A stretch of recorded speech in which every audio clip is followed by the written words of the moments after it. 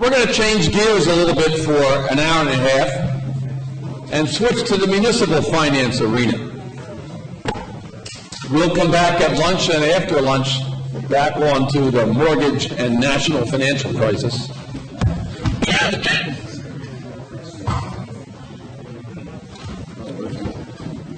As in the first panel, we have a moderator and three panelists. Let me introduce our moderator, and then he'll introduce the other panelists. Joe Fichera is the CEO and managing partner of Sabers Partners, and is a visiting lecturer here at the Woodrow Wilson School. Sabers is a financial advisory firm providing innovative financial solutions to the corporate and public sector.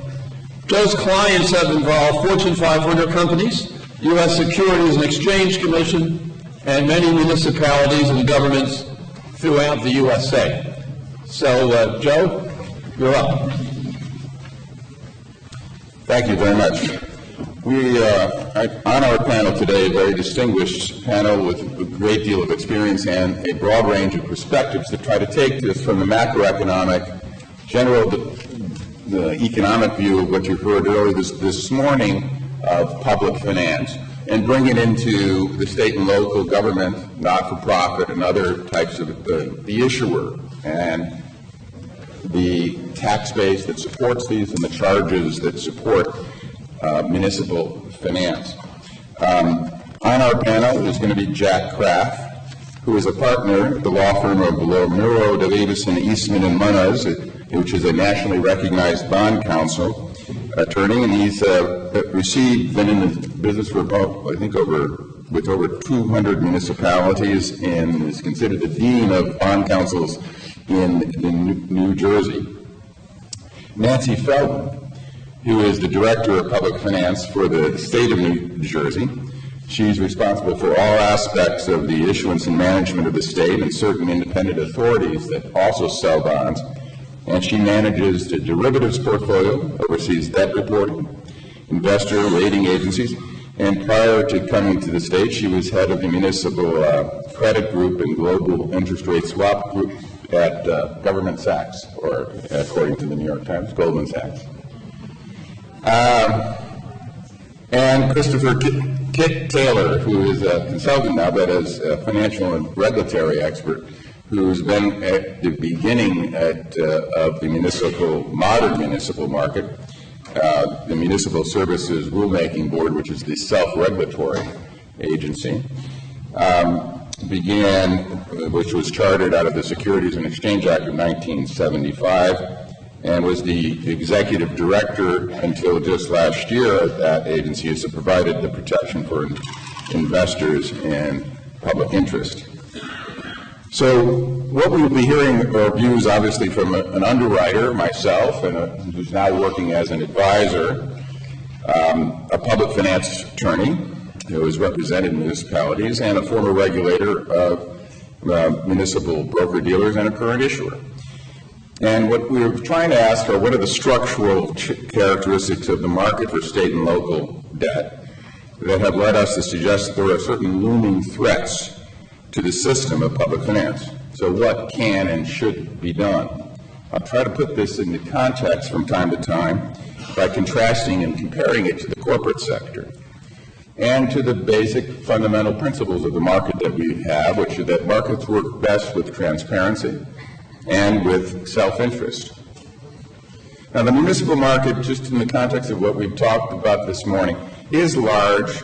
It's about $2.7 trillion outstanding, but it's small relative to the total bond market of $30 billion.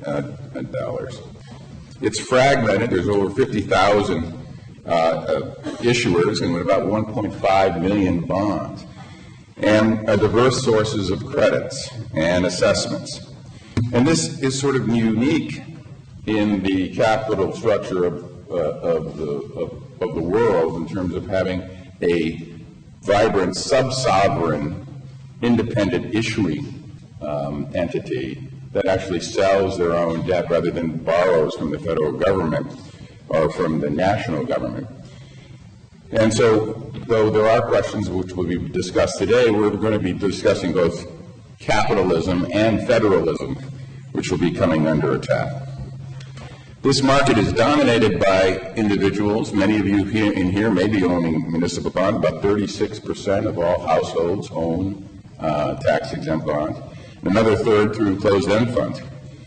And there's a controversy about all of the credits and the evaluation of those credits, which is going to be leading to some of these looming threats. And what the rating agency's role as an arbiter or leveler or creating a commodity about process and what that may have led to, similar to the securitization market and now. So first, let me list some of the looming threats. And if they sound like rounding up the usual suspects, it sort of is. Derivatives is clearly an outstanding issue in the municipal market. Municipal credit default swaps, for example, are also created. The New York Times on just October 3rd finally sort of woke up to this, and with a short selling on states can pay off. And their lead said, while regulators were sprinting to save the financial system last month, someone was making a lot of money by betting against the state of New Jersey. It is not clear who, but trading records suggest that in the panic days when exotic derivatives were bringing AIG to its knees, traders were using the same kind of derivatives, credit default swaps, to profit from New Jersey's rising tide of red ink. Plain vanilla swaps also, which is simply exchanging interest payments, one floating, one fixed, are a major source of problems. S&P estimated in 2007 that they were analyzing about 3 swaps a day, or about 60 swaps a month from municipalities. And all of these swaps involve taking counterparty risk, meaning taking the risk of someone else paying you, like Lehman Brothers or AIG, over a 30-year period, which was the standard norm in the municipal market, but never in the corporate market. And what that has created is large unanticipated payments for termination as the counterparties have failed or downgraded and unexpected. And these securities were sold to issuers as a way of managing risk, but actually appear to be looking like they were simply substituting risks. In an attempt to manage interest rate risk, they took on counterparty risk, they took on other types of risk, and we hope to be talking a little bit more about how that was done and valued. Now, there are also large unknowns still out there, besides the other exotic swaptions and other types of options and sort of derivatives that will be seen. In this market, there is no standard of accounting language and consistent reporting regime. By design, there is nothing the federal government is prevented from enforcing any pre-registration as it is in the corporate market. What little regulation there is about disclosure on credits and such, there's really no penalty for non-compliance. Recently reported that 50% of the issuers in the country who were supposed to file continuing disclosure, updating what's happening, didn't file, and nothing happened. No regulatory action, no market reaction, nothing. And there is, we said, when I may talk about transparencies in credit default swaps, as you've heard earlier today, and it continues in the municipal market, there is no transparency in the use of these derivatives or other instruments by the municipalities in question. And then we'll think about some other looming things you may not know, but there are major federal, civil, criminal, and regulatory investigations underway in this market. They involve bid rigging in the swaps and guaranteed investment contracts. There are anti-competitive actions by dealers in derivatives being investigated.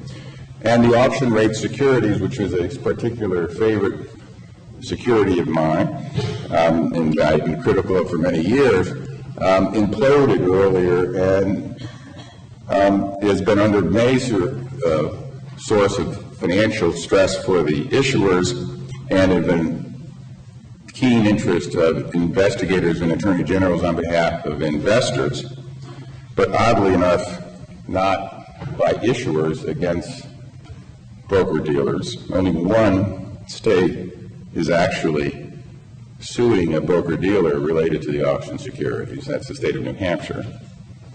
But that's a separate question which we can talk about. But there are these things swirling about. One of the other threats is clearly with the consolidation and bankruptcies, there's now a diminished market access for to investors by issuers. There are fewer channels of distribution through the bank failures. There's less competition for these types of securities, which will, in basic market principles, fewer competitors, fewer people bidding, higher costs. There's also been this incredible evaporation of the bond insurance, AAA bond insurance wrap for the municipal bonds, which was a great facilitator of the market. With the downgrade of most of those insurers, there are no longer credit enhancement available for those types of securities, and it has created a tremendous stress and continues to stress, as just the other day one insurer went from AA rated to was it Baa2 or something like that, which is what we call cliff risk, is the uncertainty of not just going down steps slowly. Your credit score goes from 790 to 770 to whatever. It's going from 790 to 400. And that kind of risk creates a certain amount of fear in the marketplace, and which creates, again, a stress and looming threat.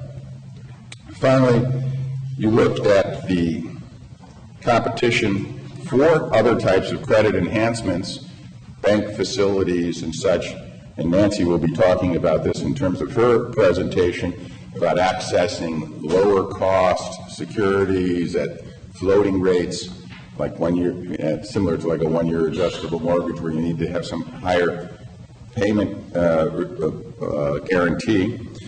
The market has dried up, and there's greater competition with other corporate entities and for a scarce resource. And all the while, we've had an increase in capital needs for infrastructure expenditures and for other expenditures like unaccounted pension fund obligations and liabilities emerge. And so you're going to see a tremendous amount of deficit type of financing wanting to go back to close budget gaps. And in this process of all the $2.7 trillion that is outstanding, the derivatives that have been thrown in associated with that, there's also a thing called options. Many of the security, almost all of the long-dated securities that sold by municipalities usually had an embedded call option, and where you could refinance if interest rates went low. Now, those options have value, and managing those options is an important aspect of a portfolio manager's view, but in the municipal market, it's not really seen as and analyzed in the same way as a corporation analyzes option valuation. And as a result, a lot of the optionality is dispersed, used up in types of refinancings that meet different types of targets that don't meet basic principles of finance. And finally, I'd like to quote, in terms of the auction rate securities and what might be a more systemic looming threat, is the process that state, local governments, colleges, and universities do in terms of interacting with Wall Street. It's one that's based on people and process, but perhaps summarized by former chairman of the Securities and Exchange Commission, Arthur Levitt, in describing what he thought in a speech to state treasurers in August. He said, as we try to unravel what happened, it's clear that too many issuers were left in the dark. Many had no independent advisors, and those that did hire advisors often found themselves receiving advice from parties that were conflicted, since these advisors also worked as a banker in the auction securities market. Then there were those who hired independent advisors, only to find that these advisors failed to conduct thorough due diligence or rigorous oversight of the underwriters, as was their fiduciary duty. Treasurers and CFOs displayed a false trust in their underwriters and investment bankers, seeing them as advisors instead of their competitors in the capital markets. Traditional municipal financial advisors were often too complacent and lacked necessary skepticism. State and local governments far too often practice as almost an art form a go-along, get-along attitude of Wall Street. They believed what their financial advisors told them, that what underwriters were doing was reasonable and customary. The sad reality in this case is that what they were doing was hardly in the issuer's best interest. So the conflicts of interest, the process and the people and personnel, and how the actual coming to market and coming to terms with different types of securities may be the ultimate looming threat as not being robust enough to adapt to changing market conditions. In fact, when the auction securities crisis did raise itself and created a tremendous need to refinance the securities or sell new issues, a state legislator questioned a state issuer as to why are you using the same people, the same firms that got us into this trouble to get us out? Why are we paying them another fee? And the response was that we were using people who are already on an approved list. And if we think we need to change the list, we'll change the list.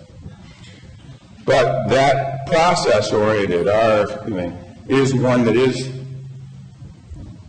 we think, at least from my perspective, is one that needs to be questioned in terms of how that works versus the public sector, the corporate sector, and what we have may have here having a major moral hazard issue in which there is a very lack of accountability. If the same advisors, the same issuer, the same investment banks continue on without much financial harm or being put into any real penalty box. Now, to get to our panel, I would like to call on Jack Kraft first to speak, and from your perspective and as an attorney dealing and representing issuers, and the process that we have gone through, and one of the key things that you think might be done. We'll then hear from Kit Taylor and Nancy Feldman, and then I'll come back with some other thoughts, and hopefully we'll get into a lively discussion going into lunch. So, Jack?